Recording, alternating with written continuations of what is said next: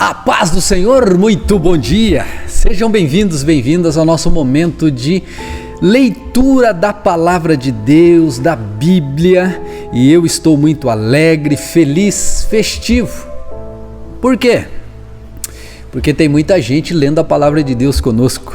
Nós temos mais de 1000 pessoas envolvidas nesta leitura e olha, isso é muito bom, muito bom. Mais de 500 estão ouvindo. Por algum motivo não conseguem fazer, ou eles acompanham a leitura ouvindo a leitura colocada aqui no canal e acompanham na sua Bíblia ouvindo, ou estão fazendo diretamente na Bíblia e não assistem aqui no canal. Eu sei que um total está dando aproximadamente 1000 e poucas pessoas. Isso é muito bom, né? E a irmã Emídia, que é uma pessoa que lê a Bíblia aqui com a gente também, uma inscrita aqui do nosso canal, ela trouxe para ler a Bíblia com ela, acho que umas 15 pessoas do círculo de amizade dela, 15 pessoas. Olha só, então às vezes, se você ainda não trouxe alguém, talvez falta lá um empenhozinho, conversar com a pessoa, mas vale a pena. Você vai estar investindo na alma da pessoa, você vai estar transbordando na alma. É muito simples. Basta você passar o meu WhatsApp para a pessoa me comunicar, eu mando a leitura para ela, ou você mandar aquela mensagem que eu mando também no WhatsApp, tem o link da leitura, é só ela clicar ali e ela já pode ler a Bíblia. Então é muito simples, muito simplesinho, tá bom? E hoje nós vamos ler os capítulos de 38 até o 40, onde nós vamos ver Judá e Tamar, que são José na casa de Potifar. José interpreta o sonho de 2 prisioneiros e vai ser isso por enquanto, né? E a gente leu no dia anterior José sendo vendido como escravo e chegando até o Egito por conta aí do ciúme, né, dos irmãos, a inveja dos irmãos, ele foi vendido. Mas na verdade existe um plano de Deus por trás e você vai ver isso lá na frente. Então pergunta para você que está aqui hoje, você já é inscrito no canal? Se não for, se inscreva aqui embaixo. Do lado direito do vídeo está escrito ali assim, ó, inscrever-se. Você clica, é de graça, você se inscreve, aparece um campo assim do sininho, você clica em todas as notificações. O que acontece quando você faz isso? No seu WhatsApp, no seu celular, o YouTube manda uma notificação para você. Se você inclusive baixar ali até uma dica para todos vocês que têm celular, baixem lá o YouTube para o seu celular. Geralmente os novos já vêm, mas se não tiver, vai lá na Play Store, baixe o aplicativo do YouTube que você já assiste direto, facilita muito. Eu até vou gravar um videozinho, vou mandar para o pessoal aqui para facilitar, para que eles possam fazer dessa forma também, tá bom? Vamos à nossa leitura? Gênesis capítulo 38. Já estamos chegando lá, hoje já é dia 14. Pasmem! Primeira quinzena já foi embora, hein, gente? Desse mês, meu Deus. Por essa época, Gênesis 38, 1. Judá saiu de casa e se mudou para Adulão, onde foi morar na casa de um homem chamado Ira. Lembrando que Judá é um dos irmãos, né, de José. Ali Judá viu uma mulher cananita, filha de Suá, e se casou com ela. Teve relações com a mulher e ela engravidou e deu à luz a um filho, e ele o chamou de Er. Ela engravidou novamente e deu à luz outro filho, que se chamou Onã. Quando estavam morando em Quezibe, deu à luz ao terceiro filho e chamou de Selá. No devido tempo, Judá arranjou o casamento de Er, seu filho mais velho, com a moça chamada Tamar. Mas Er era um homem perverso aos olhos do Senhor, por isso o Senhor lhe tirou a vida. Então Judá disse a Onã, irmão de Er: case-se com Tamar, como é exigido para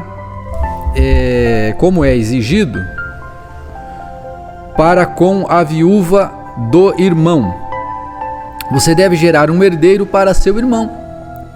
Onã, porém, não estava disposto a ter um filho e não queria que não seria seu herdeiro.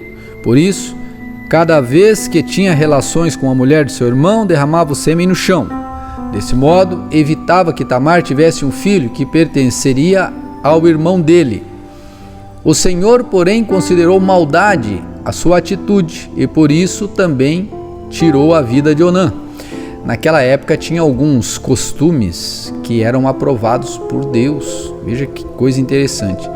Nós nem chegamos ainda no tempo de Moisés para ele escrever, considerado como o autor do Pentateuco, mas a prática de vida das pessoas, o dia a dia, já acontecia mais ou menos conforme Deus ia orientando. Então veja aqui. Então Judá disse à sua nora Tamar: volte para a casa de seus pais e permaneça viúva até que meu filho Selá tenha idade suficiente para se casar com você. Na verdade, Judá disse isso apenas porque temia que Selá também morresse, como seus 2 irmãos. Assim Tamar voltou para a casa do pai. Alguns anos depois, a mulher de Judá morreu. Quando terminou o período de luto, Judá e seu amigo Ira, o Adulamita, subiram até Tímina para supervisionar as tosquias ou a tosquia das ovelhas de Judá. Alguém disse a Tamar: seu sogro está subindo a Tímina para tosquiar as ovelhas. Tamar sabia que Selá já era adulto, mas nenhuma providência havia sido tomada para que ela se casasse com ele. Por isso, trocou suas roupas de viúva para disfarçar-se, cobriu-se com um véu. Depois foi sentar-se junto à entrada da vila de Enaim, no caminho de Tímina. Judá a viu e pensou que ela fosse uma prostituta, pois ela estava com o rosto coberto. Ele parou à beira da estrada e, sem saber que era sua própria nora, disse: quero me deitar com você. Quanto você me pagará para deitar comigo? Perguntou Tamar. Eu lhe mandarei um cabrito do meu rebanho, prometeu Judá. Mas o que você me dá como garantia que mandará um cabrito? Perguntou ela. Que tipo de garantia você quer? Replicou ele. Ela disse: deixe comigo seu selo pessoal, junto com o cordão dele e o cajado que você está segurando. Judá entregou os objetos. Depois teve relações com Tamar e ela engravidou. Em seguida, Tamar voltou para casa, tirou o véu e se tornou a vestir as roupas, as roupas de viúva como de costume. Tá vendo? A palavra costume aparece aqui de novo. Mais tarde, Judá pediu que seu amigo Ira, o Adulamita, levasse o cabrito para a mulher e pegasse de volta as coisas que ele havia deixado como garantia. Ira, porém, não conseguiu encontrá-la. Perguntou aos homens que moravam na cidade: onde posso encontrar a prostituta do templo que estava sentado junto à entrada de Enaim? Aqui nunca houve uma prostituta do templo, responderam eles. Então Ira voltou para onde Judá estava e lhe disse: não conseguia encontrá-la em lugar algum, e os homens da vila disseram que lá nunca houve uma prostituta do templo. Que ela fique com as minhas coisas, disse Judá. Mandei o cabrito, como tínhamos combinado, mas você não a encontrou. Se voltássemos para procurá-la, o povo da vila zombaria de nós. Uns 3 meses depois disseram a Judá: sua nora Tamar se comportou como prostituta e por isso está grávida. Judá ordenou: tragam-na para fora e queimem-na. Quando a estavam tirando de casa para matá-la, ela enviou a seguinte mensagem ao sogro: estou grávida do homem que é dono desses objetos. Olhe com atenção. De quem são este selo e este cordão e este cajado? Judá os reconheceu de imediato e disse: ela é mais justa que eu, pois não tomei as providências para que ela se casasse com meu filho Selá. E Judá nunca mais teve relações com Tamar. Quando chegou a época de Tamar dar à luz, descobriu que teria gêmeos. Durante o período do parto, um dos bebês pôs a mão para fora. A parteira segurou a mão do bebê, amarrou um fio vermelho no pulso e anunciou: este saiu primeiro. O bebê, porém, recolheu a mão e seu irmão saiu. Então a parteira disse: como você conseguiu sair primeiro? Por isso ele recebeu o nome de Pérez. Pérez significa romper.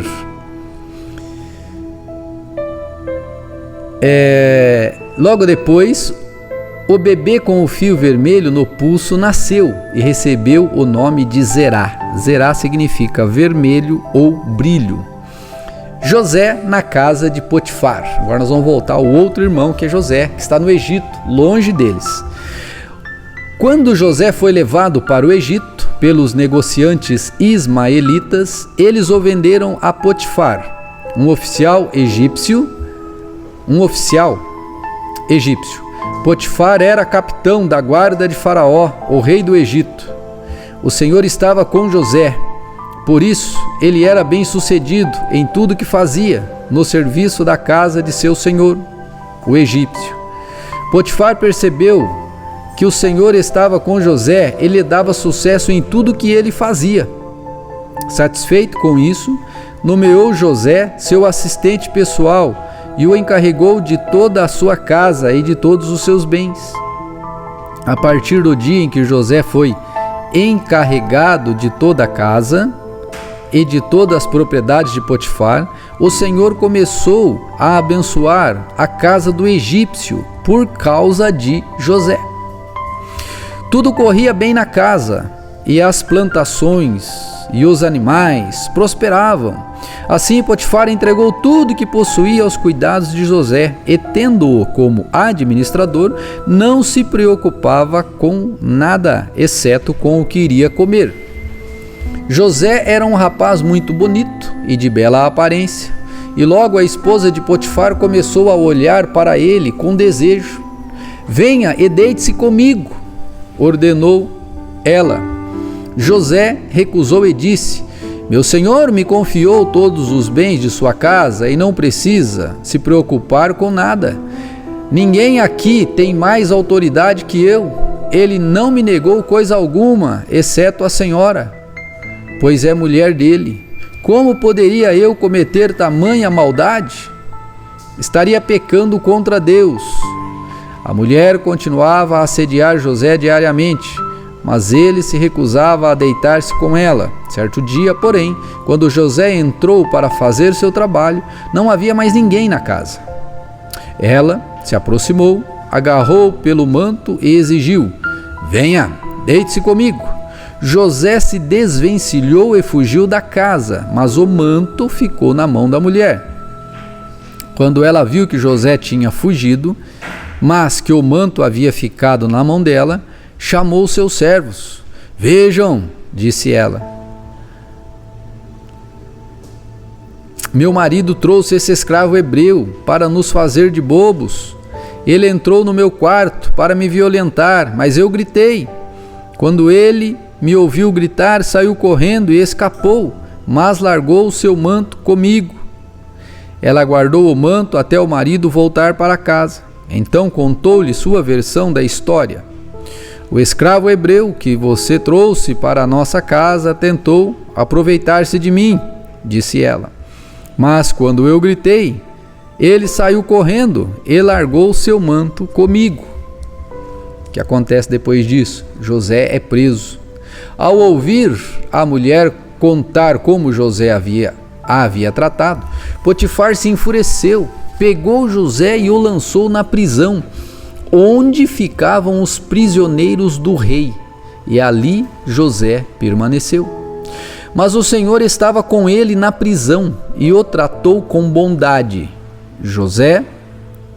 Fez José conquistar a simpatia do carcereiro, que, em pouco tempo, o que aconteceu?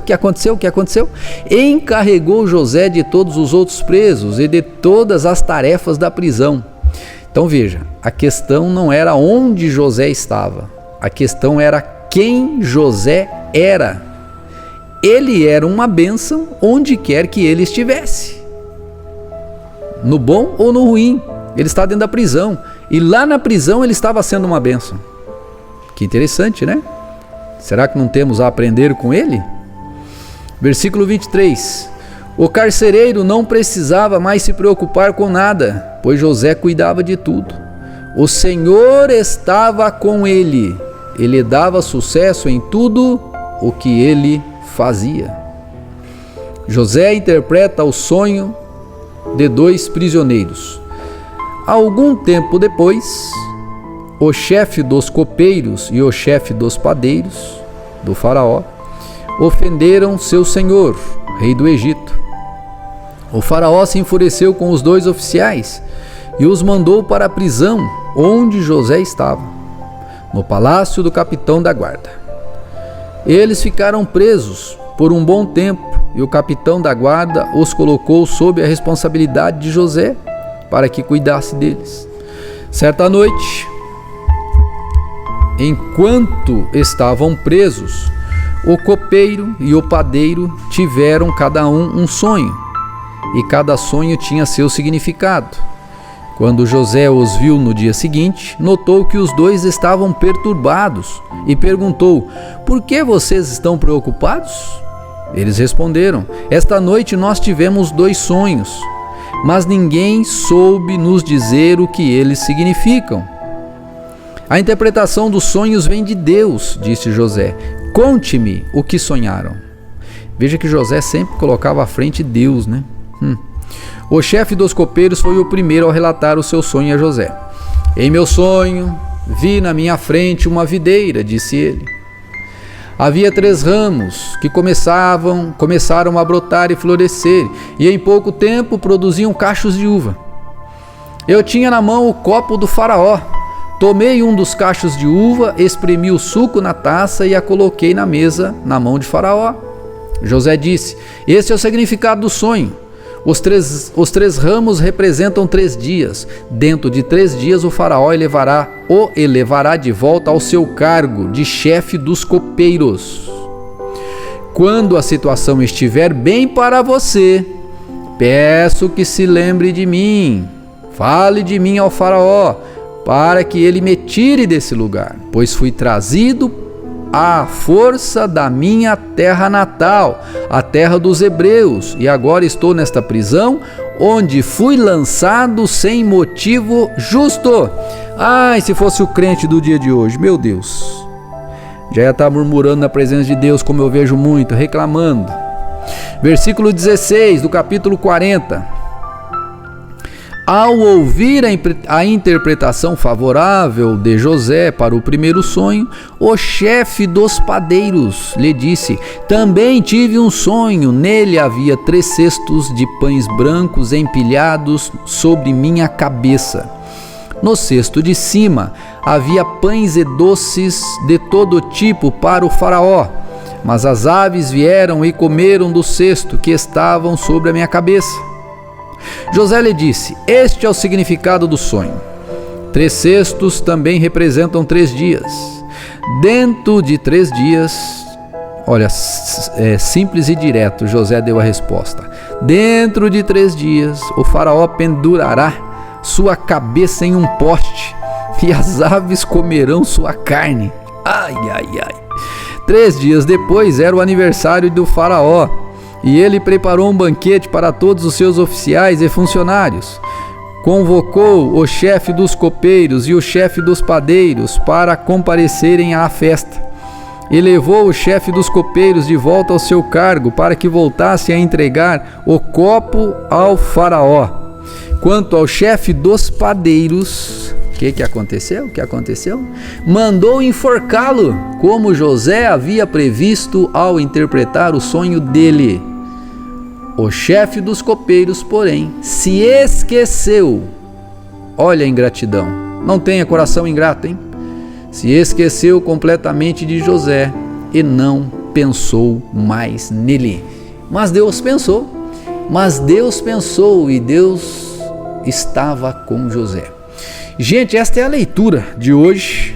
Eu peço que Deus lhe abençoe E eu peço que você siga o exemplo da irmã Emídia, que você chame aí pelo menos umas 10 pessoas para ler a Bíblia junto com você. Você pode compartilhar com elas o link que eu mando aqui pelo WhatsApp. E é muito simples, elas já vão fazer a leitura junto conosco aqui. Você vai estar abençoando a eternidade desta pessoa e também o seu dia a dia, porque ela estará em contato com a poderosa, eterna e infalível Palavra de Deus. Deus te abençoe. Até amanhã.